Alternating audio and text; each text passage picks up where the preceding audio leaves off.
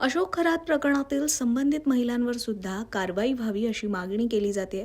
यावर महिला आयोगाच्या माजी सदस्य आशा मिरगे यांनी आपलं मत व्यक्त केलंय. या उलट महिला आयोगाच्या माजी अध्यक्षा रुपाली चाकणकर यांच्यावरच गुन्हा दाखल करा अशी मागणी मिरगेंनी केली. मागील काही काळात चाकणकरांच्या संपत्तीत 70 पटीनं वाढ झाल्याचं म्हणत चाकणकर आणि खरातचे आर्थिक संबंध असल्याचा आरोपही मिरगेंनी केलाय. नमस्कार. खरंच म्हणजे आता या महाराष्ट्राच्या पुरोगामी महाराष्ट्राच्या विचारवंत, शिक्षक म्हणजे शिक्षित, श्रीमंत, गाड्या घोड्यावाले अशा प्रगल्भ सो कॉल्ड राजकारणी, अधिकारी या सगळ्या लोकांची काय खरंच मती कुंठित झाली आहे का असं मला वाटायला लागलं. अरुणा सबाने खरं तर माझ्या खूप चांगल्या मैत्रीण आहेत, त्या अत्यंत चांगल्या विचारवंत आहेत, पण 100% त्या लॉयर नाही. माझा प्रश्न असेल पहिला त्यांना की कुठल्या IPCच्या कुठल्या कलमाच्या अंतर्गत त्यांना आपण गुन्हेगार करायचा आहे.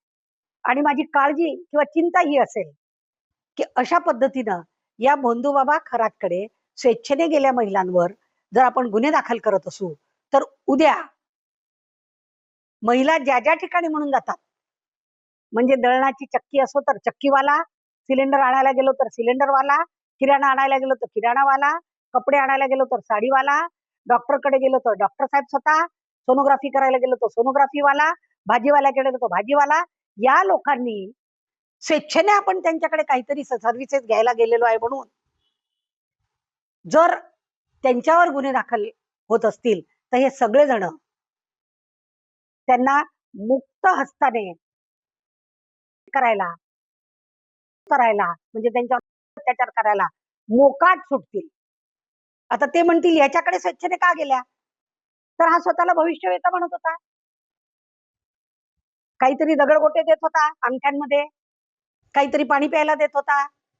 आणि ही सगळी बडी दंड जी आहेत, दीपक केसरकरांपासून रुपाली चाकणकरांपर्यंत आणि आशिष शेलार पासून चंद्रकांत दादापर्यंत जे पत्रिकेत नाव आहेत, मिलिंद दारवेकर पासून तर याच्यापर्यंत, या सगळ्यांनी हे आमचे गुरु आहेत, यांच्यामुळे आम्ही आज इथे आहोत, आमचं भविष्य पाहायला आम्ही त्यांच्याकडे जातो.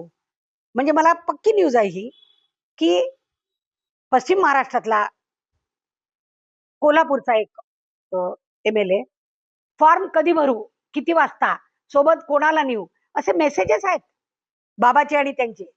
उभं राहताना विधानसभेला किंवा लोकसभेला उभं राहताना मी फॉर्म कधी भरू, मी कोणासोबत जाऊ, असं त्यांना विचारत आहे. आता जो आमदार एक 8-10 लाखाच्या वस्तीचं प्रतिनिधित्व करतो आणि किमान 2-2.5 लाख मतं घेऊन निवडून येतो, म्हणजे किती फॉलोअर्स आहेत त्याचे. मग तो जातो म्हणून त्याच्या मागे मागे हे भोळी भाबडी जनता जाईल की नाही.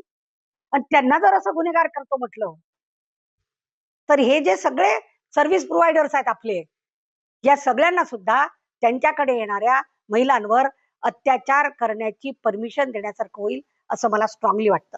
महिला आयोगाचे अध्यक्ष आणि त्यांच्याकडे जाणाऱ्या महिला यांच्या केसमध्येच फरक आहे. राज्य महिला आयोगाच्या माजी अध्यक्षा या त्यांच्या शिवनिका नावाच्या संस्थांवर विश्वस्त होत्या, त्यांच्या बाबांच्या पत्रिकेवर शोकाकुल होत्या, त्यांच्या मुलीच्या जस्ट 3 महिने 5 महिने झाले या वर्षातल्या त्यांच्या मुलीच्या पत्रिकेवर प्रमुख पाहुण्या होत्या. त्यांना मिळालेल्या जे काय 45 किलोमीटर पाईपलाईन टाकून पाणी मिळालं कुठल्या तरी धरणाचं, त्या डील मध्ये किंवा ते करून घेत असताना जलसंपदा मंत्री तत्कालीन यांच्याकडे त्यांना घेऊन जाणाऱ्या मीडिएटर होत्या. त्यामुळे त्यांच्यावर गुन्हा दाखल व्हायलाच पाहिजे.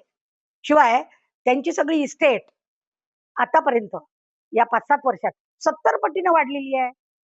आणि त्याचं गुम लक्षात आलं की त्यांच्या बहिणीच्या कुठल्या तरी बँक अकाउंटला, पतसंस्थेच्या अकाउंटला नॉमिनी कोण आहे, तर बाबा.